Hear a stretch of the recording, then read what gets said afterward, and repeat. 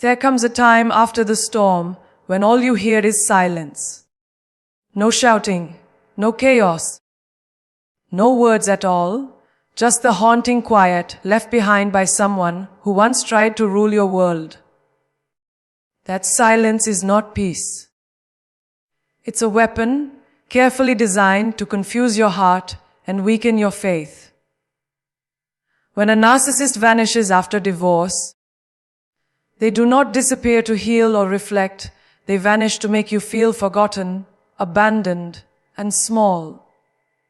But my friend, let me tell you, you are not forgotten. You are not invisible. You are standing in the space where God begins to rebuild what was broken.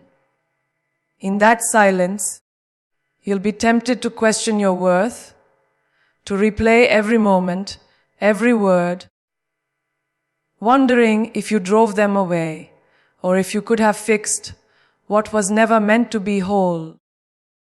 But that silence is not your enemy. It is your classroom. It is where strength is formed, where the noise of manipulation fades, and the voice of truth begins to rise. For the first time, you can hear the sound of your own heartbeat again, unchained and pure. The one who vanished only proved how fragile their power truly was, because real strength does not need to disappear to be felt. So stand firm in that quiet. Let it cleanse the echoes of their control and open the door to your new beginning. Their silence is not your ending. It's your invitation to rise stronger, wiser, and more unshakable than ever before. There's a moment after the storm when the narcissist vanishes, and you're left staring at the empty space they once filled with noise, chaos, and control. They don't leave quietly out of respect or growth. No, they disappear to make you feel their absence like a wound, to make you wonder why they're no longer reaching out, why they've gone silent. But understand this, that silence is not peace, it's strategy. It's the final act of manipulation, the last attempt to hold power over you without lifting a finger. They want you to chase them, to doubt yourself, to question your worth. They believe their absence will echo louder than their presence ever did. But that's where they're wrong, because silence can't destroy the one who learns to stand strong in it. You see, their silence is meant to keep you trapped in the cycle, waiting, overthinking, reliving every word, every fight, every false promise. They want you to feel that ache, to believe the story that you were never enough, that you drove them away. But the truth is, their vanishing act isn't about you losing them. It's about them losing control. When they can no longer provoke a reaction, they disappear because their power always depended on your attention.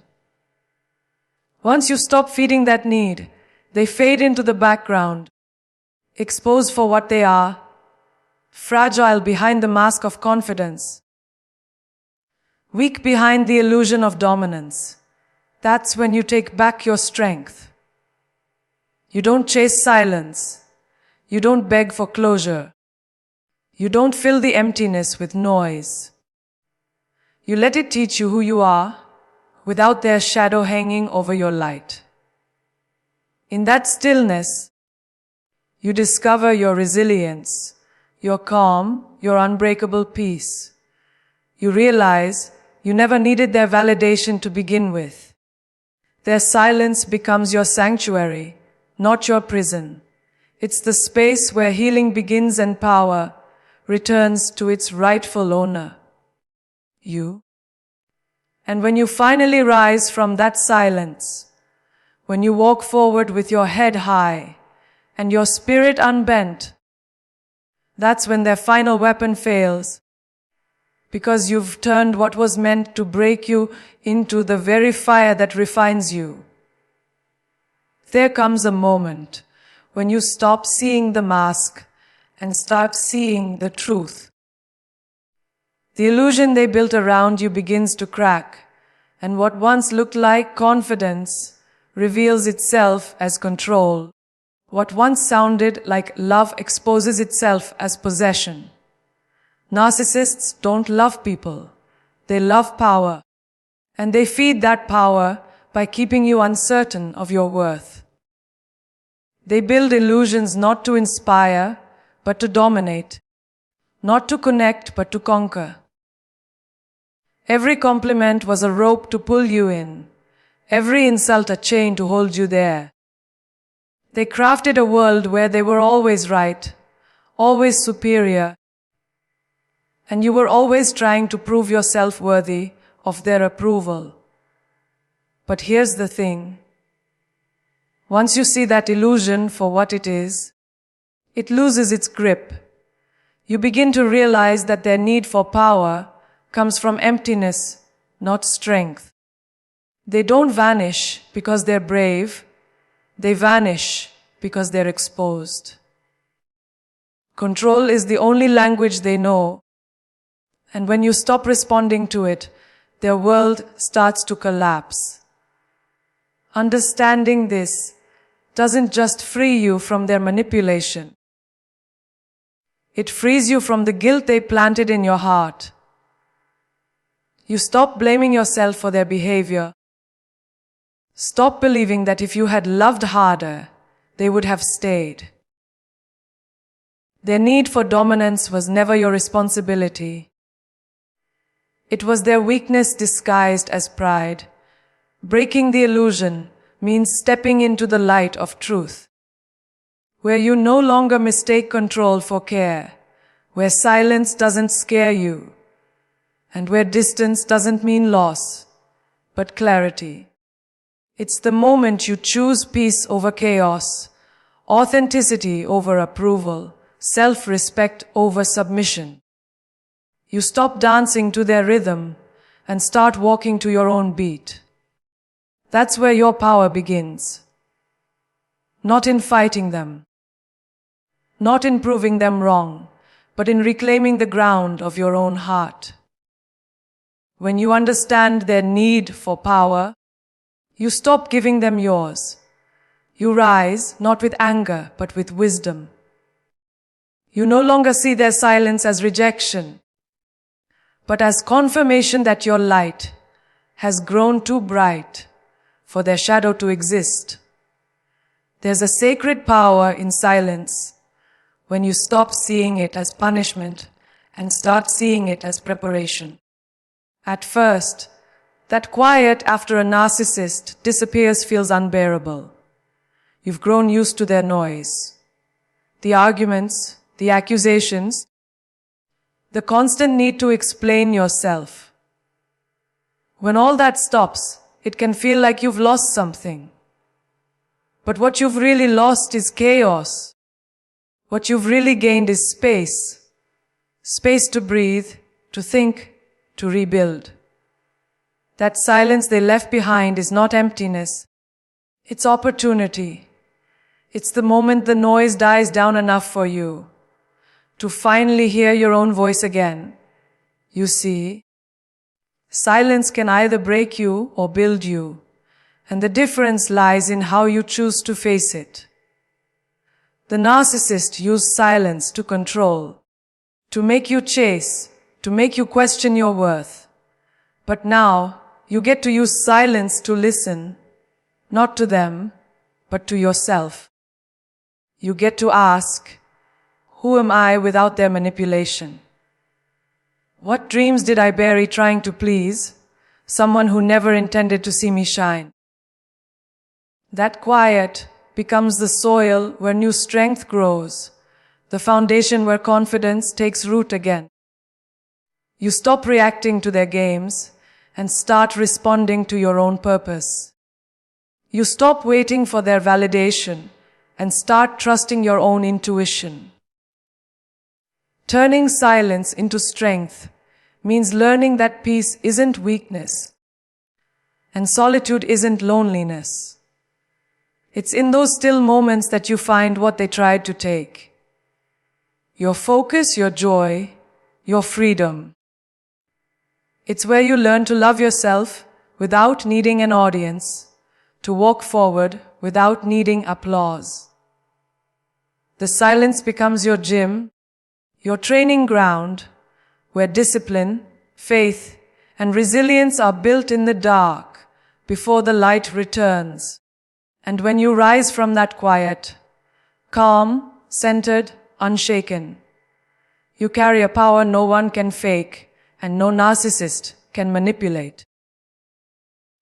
Because the silence that once hurt you has now healed you. And the strength it gave you is the sound of a soul that finally remembers its own voice. There comes a point after the silence, after the confusion, after the ache of being ignored, when something inside you starts to stir again. It's faint at first, like a whisper trying to find its courage, but it's there. Your voice. The one you lost while walking on eggshells. The one that was drowned out by criticism, by manipulation, by fear of saying the wrong thing.